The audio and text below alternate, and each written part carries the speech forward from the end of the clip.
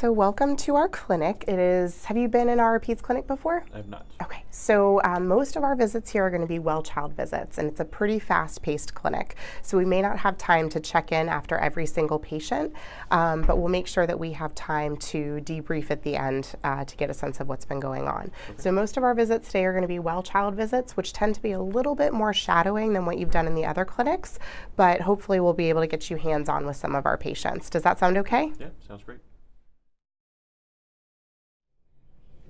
All right, we've got a 4-year-old well child check-in here. Before we go into the room, can you remind me of the 4 domains of development that I'm going to be asking about? I don't know that I can offhand.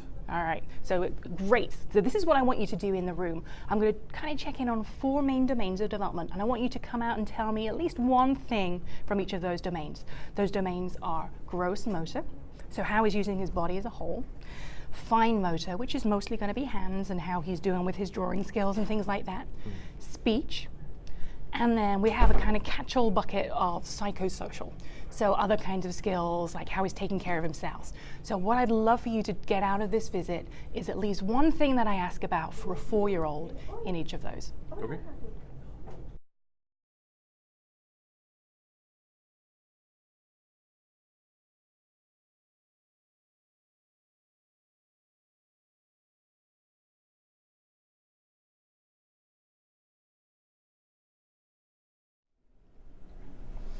Jacob, would you mind giving Liam this book for me and seeing what he can do with his hands while I talk to Mom about sleep?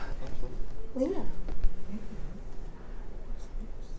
Mom, how is he sleeping at night? He's actually sleeping pretty well. We have a couple of wake-ups here and there at night, but for the most part, he's doing a pretty good job sleeping through the night. Do you have a pretty good bedtime routine? Yep, we do. We do our bedtime story, and then we get him ready with his lotions for his eczema, putting his jammies on, getting him ready, and then we read another book, and then we kind of rock him down to sleep. Can I tell you what I love about that? The fact that your bedtime routine includes not only 1 book, but 2 books. Yeah. We know that reading to your little one is so important for their brain development. Not only is it special time together, but they really value listening to the words that you say, even though they don't understand everything. They're listening to the rhythms in your voice as you talk to them. Yeah, he seems to really like playing with books too. And what I can see as Jacob is interacting with Liam is how he's using hands to kind of help turn pages here. Have you noticed him trying to pick up the book and take it from you as you read? Mm-hmm. Oh yeah, absolutely. And he'll flip back and forth between pages a lot. Beautiful. Is he using both hands, you think? He is. Mm-hmm. Have you noticed him passing an object from hand to hand? Mm-hmm. Beautiful. All right. And then, Mom, you've seen me do this before, but each time he comes in for his checkups, we use our ophthalmoscope here to get a really good look in his eyes and make sure we get that lovely red reflection that we're expecting. Super quick, just like this. Yeah, perfect. And I'm going to give you a go. And look through it. And the thing to know about the red reflex is that sometimes it isn't so red. In Hispanic kids, it's often more yellowy, but what we want to make sure is that it's equal in both eyes and that we're not getting a white glare. Mm-hmm. That would be the sign of something bad in there.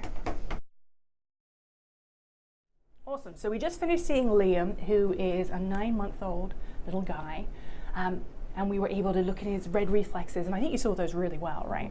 Perfect. Tell me what you learned with the book in terms of what he could do with his hands. I think that it was a really nice indication of both engagement with kind of a stimulus presented, and there was some interaction between he and I, so there was a little bit of normal kind of eye contact there, and then a little bit of social smiling at the end, and then also some fine and gross motor of turning pages as we were going through that. Excellent. There's so much fun at this age. The 9-month visit is a really nice one. The 12-month and the 15-month one gets a little bit trickier because they start getting that stranger danger, and it can be a little bit harder to kind of play with them a bit.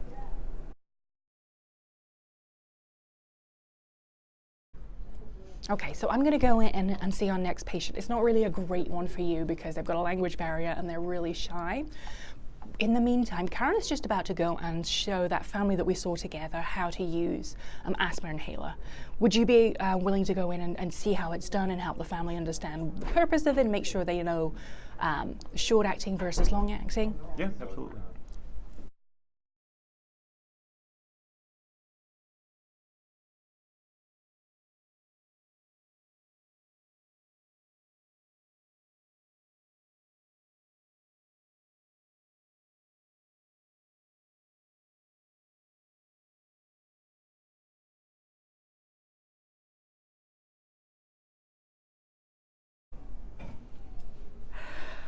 That was a busy day. All right, so what are some things that went well today? I thought that we did a good job of trying to get a little bit of backstory of why everybody was coming in and what maybe has changed in the time since we've last seen them. I think that I probably could have been a little bit better at interacting with the child more than just the parent. Okay. I think that maybe that's just my comfort zone now because I've Sure. been working mostly with adults, so that's the instinct. But I think that working in those areas in the future could be good. Awesome. So yeah, so definitely I think going well was that we were able to visit with all the families, elicit their concerns, figure out what was going on. For things that we can do better in the future, maybe focusing a little bit more on the kid in the room, which again can be kind of hard, especially if they're not talking or super interactive with you.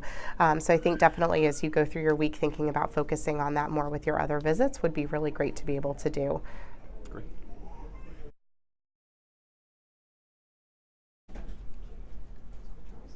Thanks for watching our video. Here are just a few more clinical pearls for teaching during well child visits. Make sure that you start your visit by sitting down with your student and asking them what they hope to learn today. And when the student comes into the room with you for a well child check, have them sit down and engage with the family, not just stand in the corner. Make sure at the end of your session that you do a little bit of feedback, just asking them what went well and what they can do better for their next session. And medical students seem to get more out of visits if they have some kind of task to accomplish, something like setting them a goal, some observations that they can make during the visit.